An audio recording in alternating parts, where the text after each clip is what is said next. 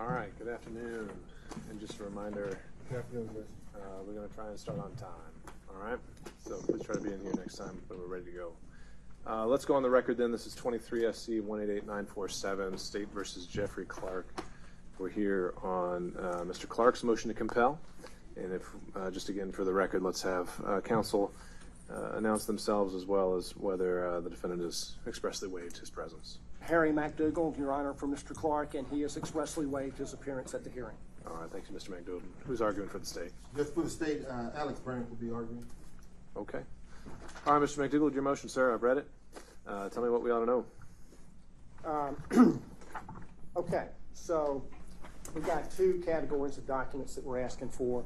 One is the state's two-way correspondence with the federal government, and the second is any documents reflecting their communications with the White House about this case.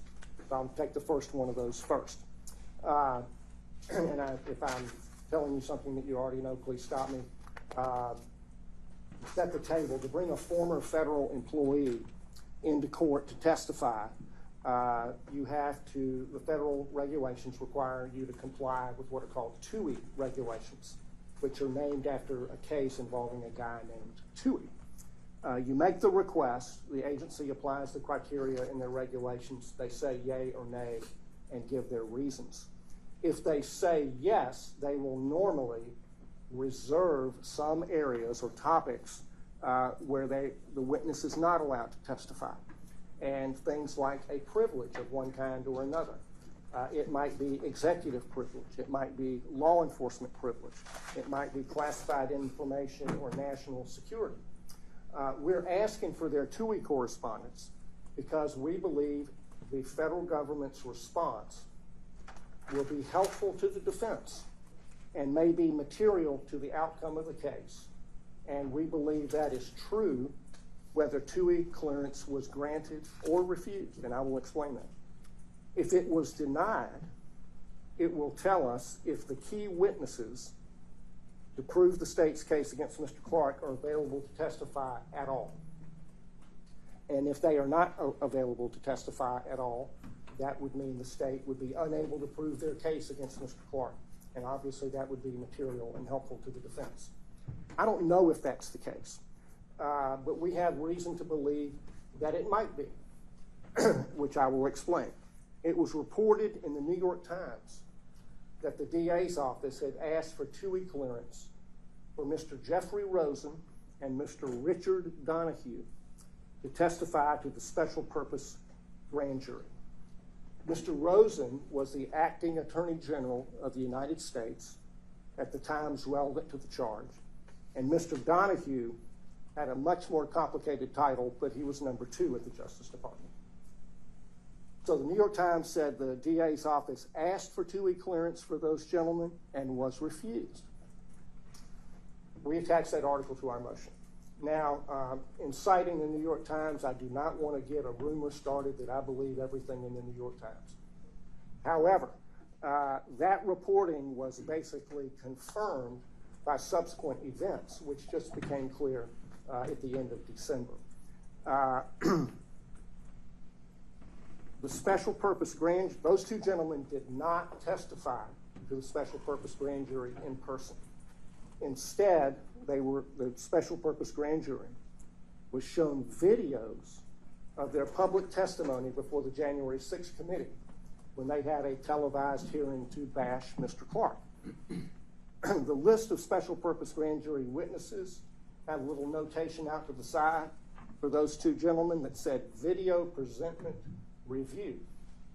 And I didn't know quite what that meant, so I asked them because I wanted to confirm one way or the other whether they had testified to the special purpose grand jury and try to put some meat on the bones of what the New York Times had reported. And I began to get the idea that they really didn't want to tell me that because I had to ask them 4 times over the course of a month before they finally told me. And they finally said on December 27th, as to Donahue and Rosen, the jurors reviewed the video of their testimony. They did not appear before the jurors in person. And they subsequently clarified that that was referring to the January 6th public testimony. So chalk one up for the New York Times. it confirmed, or seems to confirm, that the TUI request was denied. That supports the inference that it would also have been denied for trial testimony. And that might also be the case for other DOJ witnesses, such as Ken Klukowski.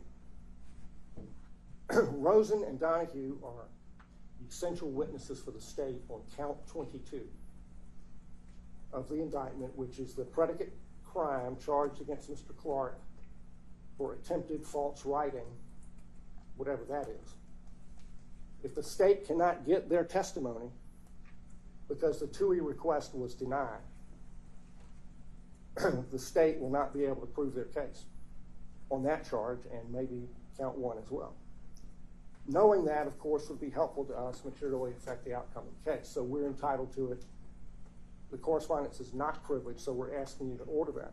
So let me talk for just a second about what if it was granted versus if it was denied. If it was granted, the privileges are still reserved, often. They might have reserved for executive privilege, law enforcement privilege, and classified information. Those would be very significant points for our case, for our defense, because we are asserting all of those privileges as part of our defense. The conduct alleged against Mr. Clark relates to discussions that he had, allegedly had, with the number 1 and number 2 officials at the Department of Justice about whether and to what extent to assert Article 2 law enforcement authorities. If those privilege limitations are set out in the TUI clearance letter, it would support our arguments on those privileges. And the same is true for any reservation with respect to national security information. If the government's witnesses are barred from testifying on those topics, that these witnesses, Rosen, Donahue, Klukowski, or any other federal government witness, it would limit the state's ability to prove their case at a minimum. But it would also, and more importantly, limit Mr. Clark's defense, because his defense relies on topics that are within the scope of those privileges. So those would all be very good reasons to deny the TUI request in this case. But if they were granted, the terms, conditions, and limitations are going to be important and likely to be helpful to us to know what might be coming, and they might materially affect the outcome of the case. Now, if the requests were denied, the reasons that would be given for the denial are also likely to be right in line with our arguments in this case. It stands to reason that and I don't know this, okay, but this is inference. The federal government might have denied the request based on federal supremacy and immunity doctrines in combination with the privileges that I have mentioned. It would be helpful to our federal supremacy and immunity arguments if the Department of Justice were taking the same position. Now, if their TUI requests were denied on those grounds, I could certainly see why they wouldn't want me to see it. But they should be required to produce it. If it was all in their favor, they'd be cramming it down my throat.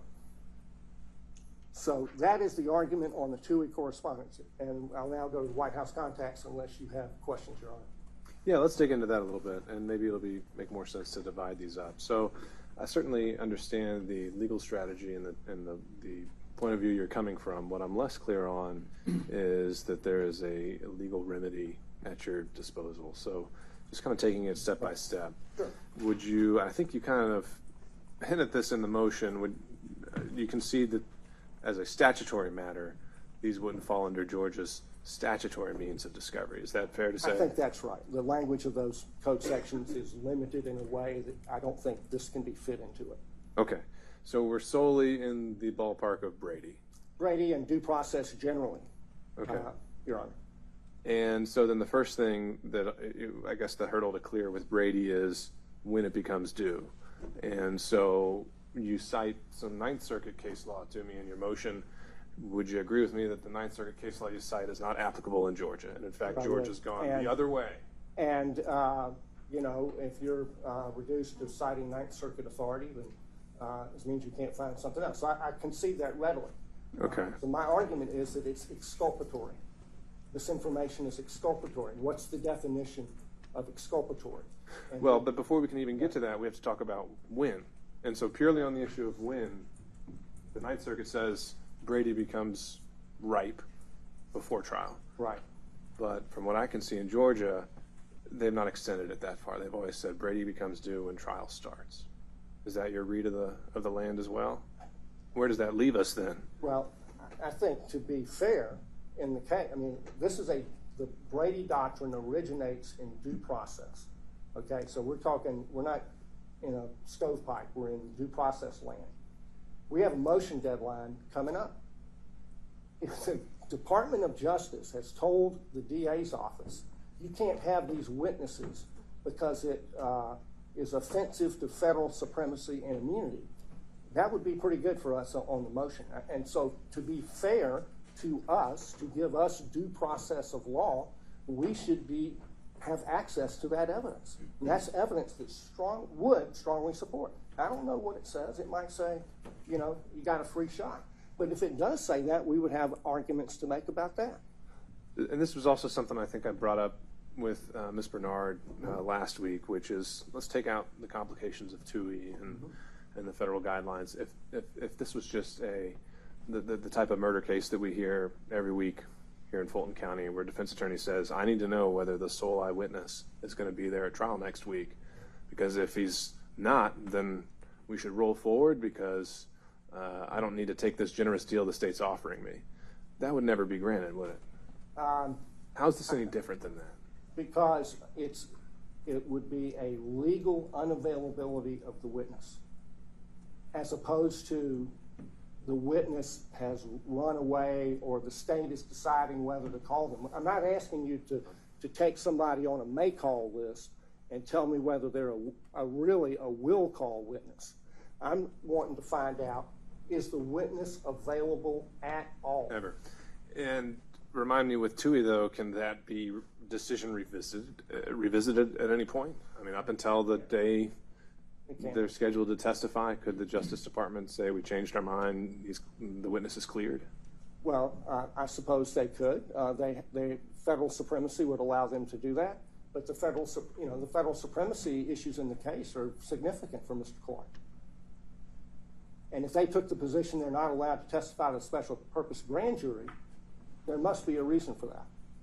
And I don't know what they said. I don't know what their thinking was, but it could certainly be any of the reasons that I've given. Mm-hmm. And if that was their reason then, what would change about any of that now? Okay, so the distinction you're saying is that this is more an issue of legal unavailability versus your run-of-the-mill case would just be logistical unavailability? Yeah. So it's like, imagine if the what if that eyewitness in the murder case had fled the United States and they're beyond extradition? They are legally unavailable. It's the same issue? If the prosecution knew that, I think they'd be obligated to tell the defense because it would mean they can't prove their case. So it's like if the witness was dead and the government knew it and we didn't. All right, that's another good example because that has, a dead witness, that has to have been something that's been litigated before under the context of Brady. I have haven't found a case like it, that? But I will take another look, but I will give you the caveat. There are movers in my office right now. So we're a little out of pocket, but I'll see if I can find something on that. All right. Why don't we split it in half then, and let's hear from the state on that issue.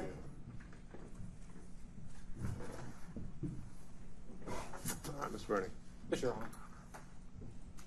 With respect to the DOJ 2 requests, those were communications about logistics and procedure.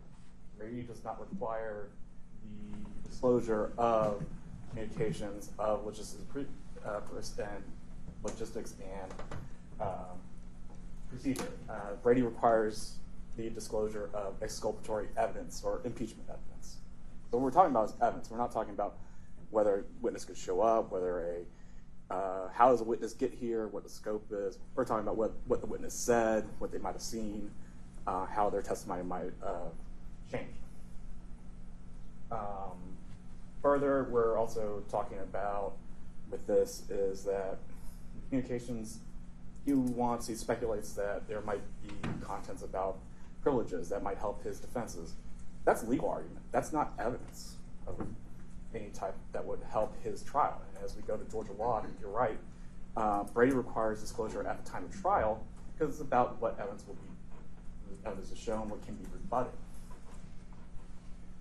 It's not talking about legal argument. I mean, legal argument is at best persuasive to court and might be more like akin to an amicus brief, but it's not evidence itself. Any questions? Have you found the dead witness Brady case by chance? I have not found a dead witness Brady case either. I have not seen it.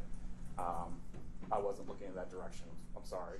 No, I think that might be worth following up on. I'll follow up with it. I will say I haven't found any cases, nor has he cited any cases that legal argument or persuasive authority is admissible under Brady or disclosed under Brady. And setting aside the legal merits, is there anything that the state would like to declare as it relates to TUI in this case? Declare that this was relevant just to the logistics and procedure as to the special purpose grand jury. We only with the DOJ, it was only to the SPGJ, not towards trial. So we'd have to reissue a new subpoena, a new TUI request when it comes to trial. And So are the it's premature. guidelines any different when it comes to the DOJ considering it under the auspices of a trial subpoena versus a special grand jury? Well, we'd have another shot at it with the DOJ. Not to get into the contents of what was in our communications. We'd have to reissue with the DOJ a new subpoena, and they'd have to make their own decisions on what's the best, what is the best course of action for the DOJ and their agency and their course of interest as opposed to a trial versus a special purpose grand jury or just a regular grand jury. And again, it's been a minute since I've had to look through that sort of thing, but is there also a remedy if the DOJ denies TUI clearance? Can that be appealed in federal court? I believe so. I'm a little uncertain, but I think it would be under the Administrative Procedures Act that you could have that judicially reviewed. So even if you've been denied, that may not be the final word. Might not be. And I can. I think that's more just for my own benefit. I don't think that's really material to the decision today. All right. Well, I'll turn it back over to Mr. McDougald. Any final thoughts on that, sir? And then you can transition over to this White House So correspondence just issue. on the remedy, if you don't like the TUI decision, is you can file an action in the court in D.C. or wherever the decision is made under the Administrative Procedures Act, but your standard of review is going to be arbitrary and capricious or legal error. So it's pretty tough to win those.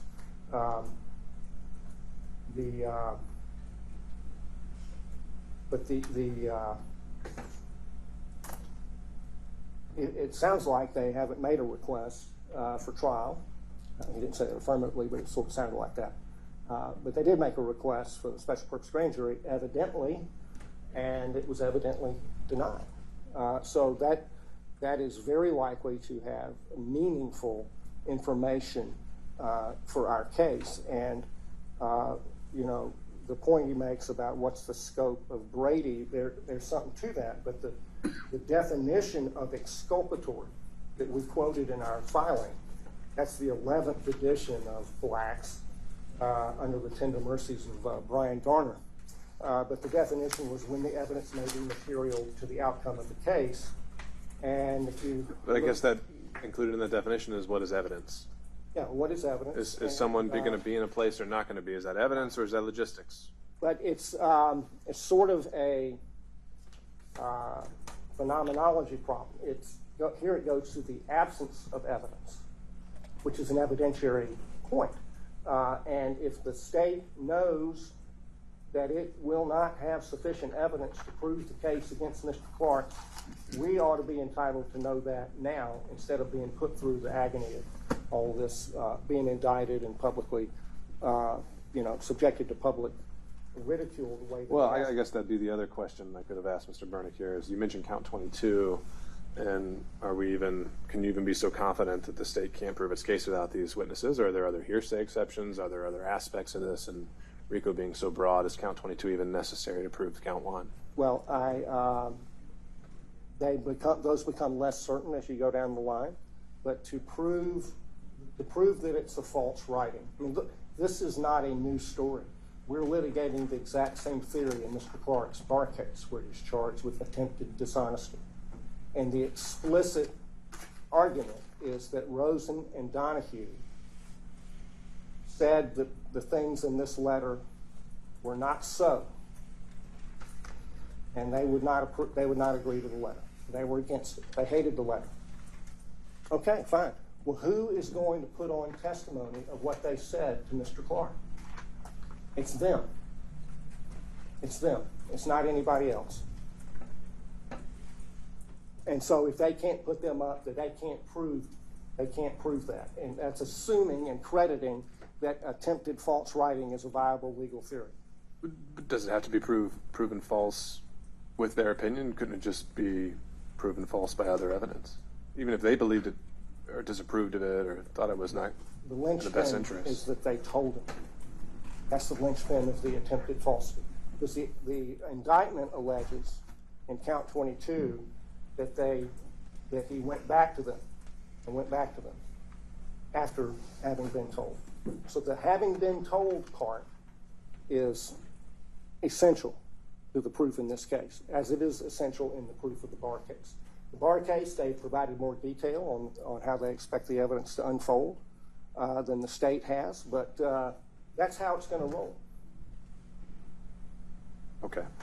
All right, so let's talk about your part 2, Yes, sir. White House communications. Right.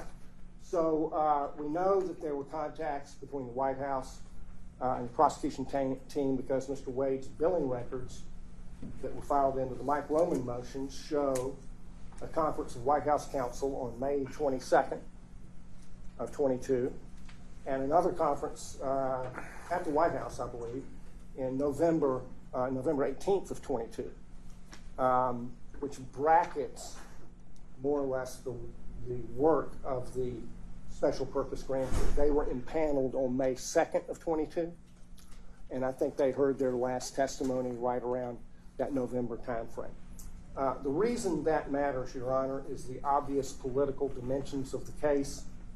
The DA was already disqualified from investigating or prosecuting Burt Jones because of a political conflict of interest, because she was campaigning for his Democrat opponent using the imprimatur of her office. So the DA's politics were already in this case on a de jure basis long before the indictment was even issued. The White House has its fingerprints on all 4 criminal prosecutions of President Trump. And now we know they have their fingerprints on this case. President Biden is reported to have complained that the Department of Justice was taking too long with the case against President Trump. And he said at the White House on November the 9th, 2022, that he would pursue every constitutional means of stopping President Trump from taking power. And that was 9 days before the November 18th meeting at the White House reflected on Mr. Wade's bills. The criminal cases against President Trump are being pushed to have their trials before or during the election. The DA in this case is pushing to have this case start in August, and according to their time budget, that means that it would be tried while voting was occurring. A reasonable person might view the whole picture as having a political purpose, and in fact, a lot of people in this country view it that way according to opinion polls. And certainly most Republicans view it that way, assuming they're still entitled to have opinions. So those communications with the White House are relevant to a potential selective prosecution or due process defense in this case. And as for Mr. Clark, one reason we are a little suspicious about politics is we cannot find any other cases where a lawyer or anybody else, for that matter, was prosecuted over a draft letter that was never sent under a theory of attempted false writing or attempted false statement. I haven't found a case where that happened in Georgia nor anywhere else. Maybe it's out there, but I haven't found it yet. So that alone, when you can't explain it, when it doesn't make any sense, there must be some other reason. It is reasonable to infer that it's politics. So we're asking the court to order them to produce those documents in addition to the two-week correspondence. Now, I expect what we're going to hear is what we heard on President Trump's motion, that there aren't any documents, but they haven't said that yet, so that they get a chance to come up and respond to that. Okay, well, we'll start there then. All right, thank you, Judge. All right, Mr. Bernick, so let's start there. Again, we're traveling under Brady, and he's asking for evidence, and our communications with the White House counsel's office was about logistics and procedures. They had a two-week type process in place. It wasn't about obtaining any type of evidence from them. But this seems a bit different. We're not talking so much about the logistics of witnesses as to whether there is potentially any coordination or political motivation that might. Well, that's speculation. And it would be speculation right now because I think he concedes he doesn't have access to your emails, and it would be unlikely unless he was sitting in the room or bugged it that he'd have any idea what was in there. But apparently he's got some documentation that a meeting did occur. Yeah. And so I guess the issue would be a selective prosecution claim can be brought pre-trial if they think that there are grounds on it. And that's a bit different than just asking about whether a witness is going to show up or is not going to show up, right? Correct. So the original question was, is there something actually in writing that shows communications between the office and the White House counsel? We did get a letter from the White House counsel's office. All right, It was so about logistics and procedures, as stated before. all right, so it's just that you're saying the sole written communication, whether by text, whether by email, whether by written correspondence, solely consists of one written letter. Written letter, well, there's two written letters, Your Honor, about procedures, about how we interviewed, whether it was a two-week type process with former or current White House officials. Okay. Can I? Yeah, go ahead. We're talking about selective enforcement here, and let's just go to what we need to prove with the selective enforcement action. In Georgia, for there to be a constitutional violation, selective enforcement must represent any intentional and purposeful discrimination based upon deliberate, unjustifiable standards such as race, religion, or the arbitrary classification. Georgia also recognizes that just because there's a first time prosecuting someone under a statute, or there's the first time that someone might have been prosecuted under a statute that's been on the books for a long time, that does not give rise to a selective prosecution. And also, while we're talking here about his reasons for wanting these items, his reasons for wanting these items are inconsistent with each other. On one hand, he's talking about us talking to the White House counsel's office, them aiding us and having a selective prosecution, directing us towards a prosecution. On the other hand, we're talking about DOJ hampering us and not letting us prosecute the people that they told us to go prosecute. Those inconsistent theories are going at it. He's just trying to get any way under the sun. And just to recap, these are all about logistics and procedure. This isn't evidence. This isn't anything that is obligated to be disclosed under Brady. Would you agree, though, that Brady doesn't necessarily have to be evidence that on its face is material, but something that could lead to material evidence?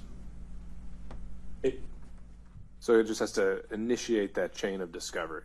It could initiate the chain of discovery, but in the end, it has to be about evidence or what's coming out. Sure. Okay. And so if this created some kind of lead, would you agree that a selective prosecution is a viable claim? There are a lot of hurdles, and I don't think that they've jumped any of them in this as alleged in this motion to compel. I think they'd have to show disparate treatment among other similarly situated potential defendants. That hasn't even been alleged. But a selective prosecution is a real claim.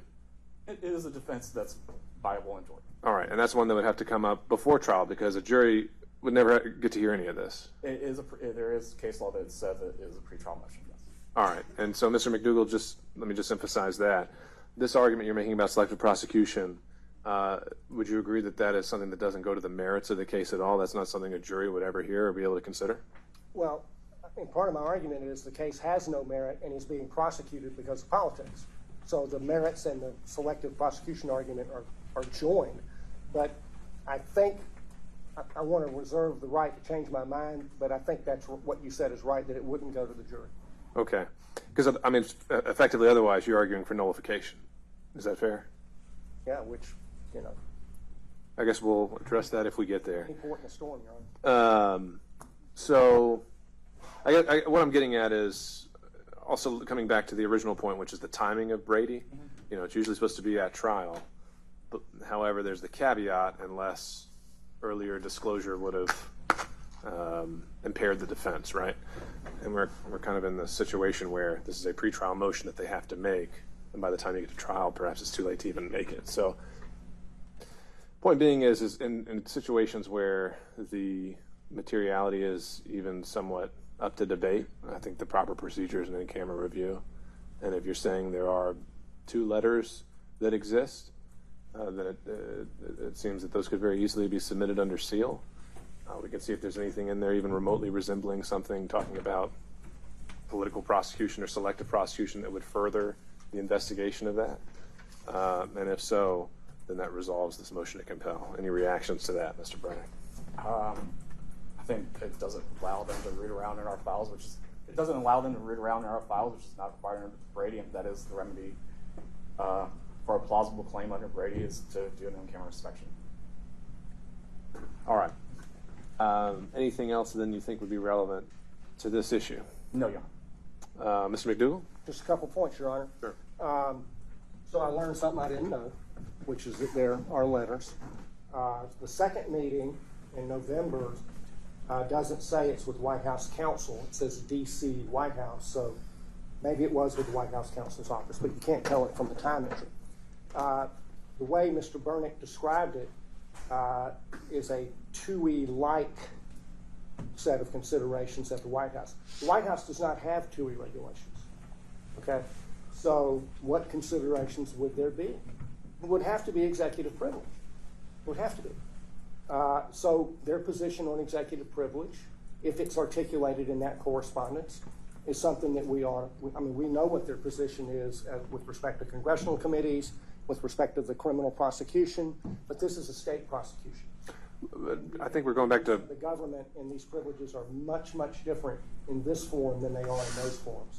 Let me make sure I'm clear here, though. The original motion to compel, the request is copies of all communication with White House counsel's office, right? Yeah, I think I did say that. And so that's relevant solely as it relates to building a claim for selective prosecution? Well, I've learned something that I didn't know, Your Honor. Okay. In this hearing, which is that the letter is a TUI-like dialogue.